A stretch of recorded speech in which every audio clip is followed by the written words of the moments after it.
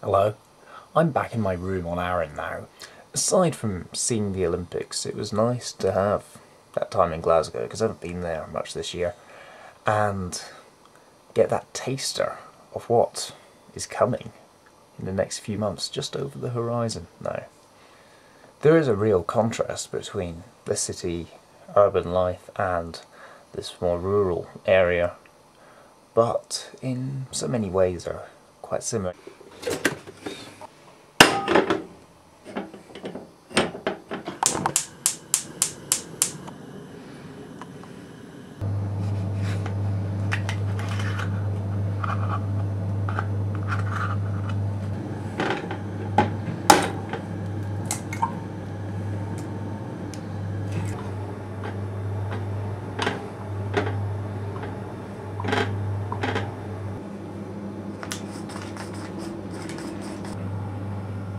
There we have it, scrambled egg.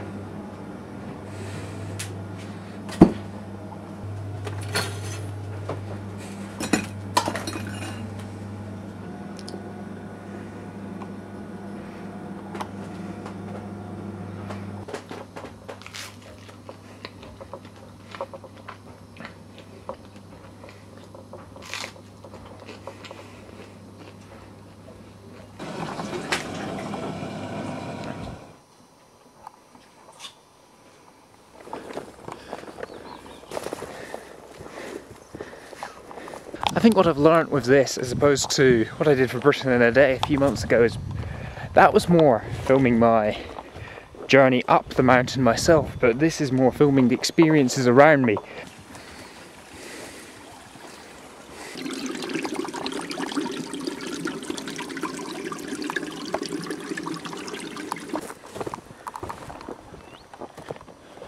I walk along these paths every day to sustain them from the ever-encroaching bracken.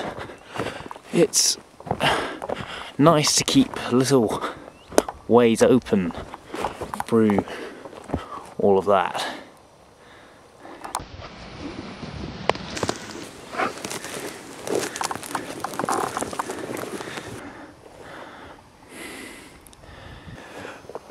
I wonder if my eyes convey what I'm actually seeing.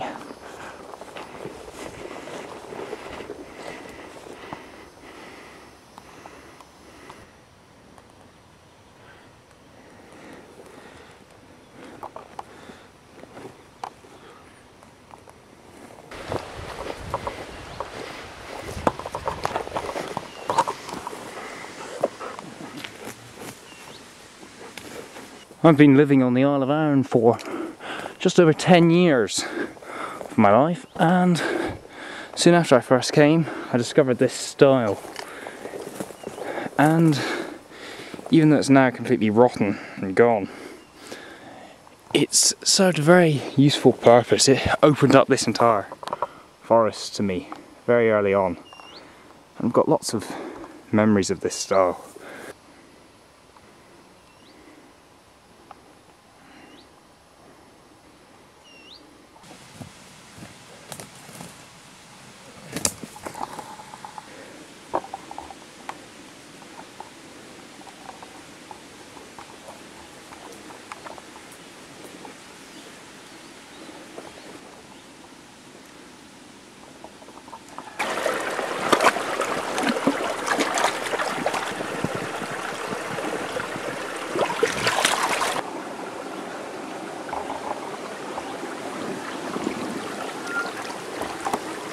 Got this big stone here, and it's going to go down to the pool over there, and my dog is there.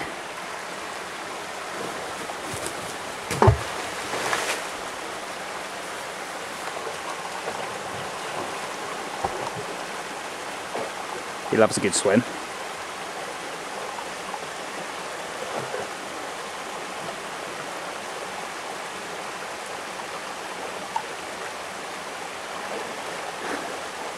Got a little sheltered hidey place up on the other side.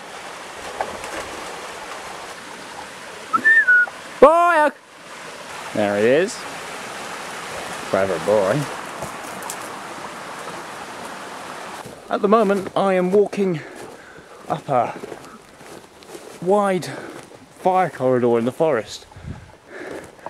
And just up that way is a big old deer watchtower, but it's collapsed. So, no use to anybody anymore.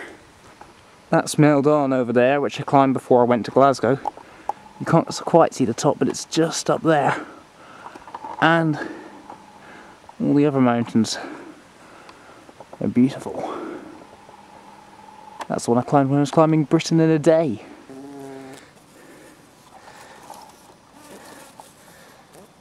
There's some bog myrtle, very common all over Scotland. It's a pretty harsh brush plant down here, but the leaves themselves, when crushed, leave a nice smell.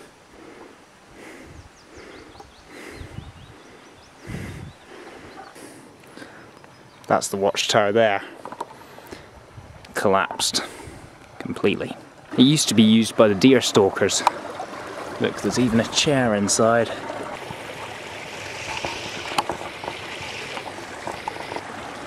But now, to continue with the walk.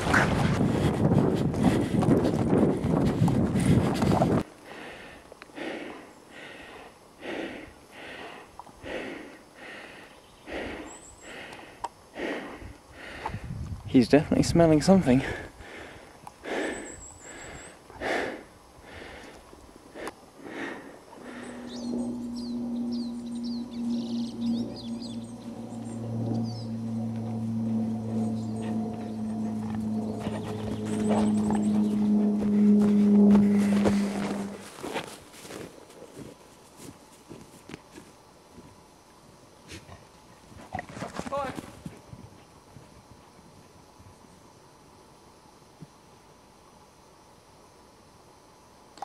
Here's a mass of roots.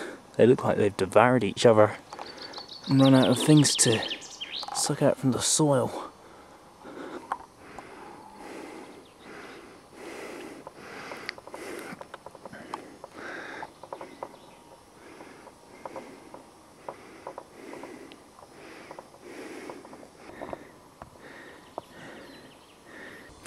This here, what's all around me, is really one of the major things that makes up Scotland to me. The forest and the mountains and me with my dog on a walk. But I find the city that I was in a couple of days ago just as important to the same structure of this small nation, but in a totally different way. These corridors go on forever, but I know what's on the other side, and strangely, it's going to look a bit like Africa. In the summer months it's a bit too green, but when the winter kicks in it's really yellow and sparse looking, with the trees all frazzled and bent over.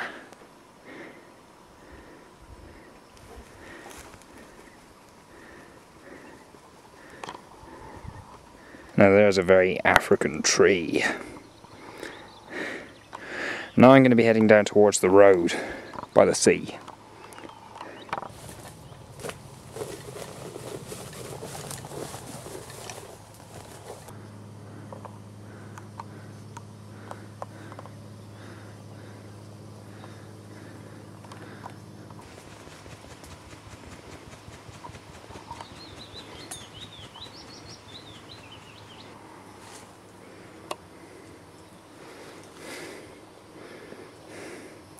I'm now down by the road and I'm sitting on a big rock that I walk to every day by different routes along the road. My dog likes standing up there all high and mighty, a bit reluctant to come down. So that's where I walk to every day. And then I go and sit on that rock there.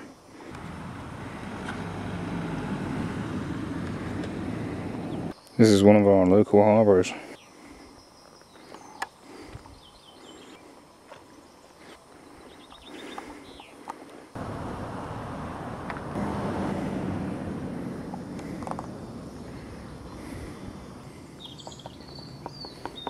Lots of people photograph that seal over there, not realising that it's just a wooden carving nailed to the rock.